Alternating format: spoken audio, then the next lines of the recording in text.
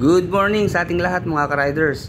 Okay, sa mga nagpaplano pong mag-motovlogging pero wala pang budget sa mga gadget, okay, share ko lang po itong mga ginagamit ko na camera at mga cellphone holder.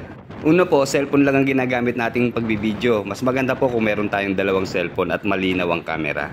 And then ito naman po yung cellphone holder na nilalagay sa helmet. Ayusin lang po natin ang paglalagay para hindi ho magalaw o matagtag ang ating video. Kasi once po na mauga o malabo ang kuha ng ating mga cellphone, sigurado tatamarin ho manood ang ating mga viewers. Nga pala, sa mga interesado po, nasa video description po yung link ng inorderan natin itong item na to. Sa Lazada, sa Shopee, marami po yan. Kayo na lang po bahalang mamili. Ayan, basta tama po ang pagkakalagay. I-check po natin mabuti yung kanyang strap. Baka maluwag, may lock naman po yan. Okay, pag ayos po ang pagkakalagay, kita nyo naman stable ang kanyang video, hindi siya magalaw unless malikot yung ulo natin dahil sa helmet nga po nakalagay. And then ito naman po yung in-order natin na cellphone holder na ilalagay sa ating mga motorsiklo. Marami po niyan sa Lazada at Shopee. Wala pa hong 100 ang kanyang price. Basta ingat lang po tayo ng pagpili. Hanapin po natin yung makapal, yung kanyang pinagkakapitan ng bolt para hindi humabali agad in case na po tayo ay naghihigpit na ng tornilyo. Mas maganda po sana kung merong bracket yung ating motorsiklo, yung pinaglalagyan po ng windshield para meron pong pagkakapitan yung ating mga cellphone holder kagaya po nitong sa akin.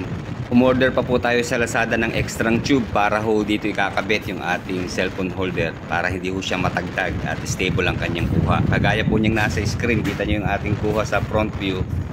Stable po siya, hindi tayo mahihilo panoorin. Pero mas maganda kung yung bracket po na mapipili natin ay meron na rin kabitan ng cellphone. Marami rin po niyan sa Lazada para mas makatipid tayo.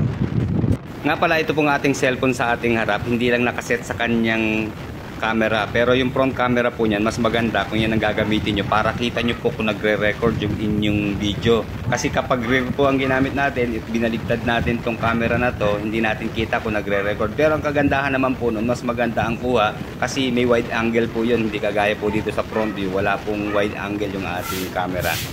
Okay, hanggang dito na lamang po mga riders, na i-share lang natin para dun po sa mga aspiring motovlogger na makatulong po sa inyo, sa mga nag-umpisa pa lang na walang budget. Pero kung may budget naman po kayo, syempre ipunin na natin yung mga accessories and gadget na quality para mas stable at malinaw ang inyong video. Okay, hanggang dito na lamang po. Like, comment, and subscribe sa ating channel. Maraming salamat po sa walang sawang pagsuporta at pagsubaybay sa ating channel. Ingat po tayong lahat sa biyahe. Ride safe!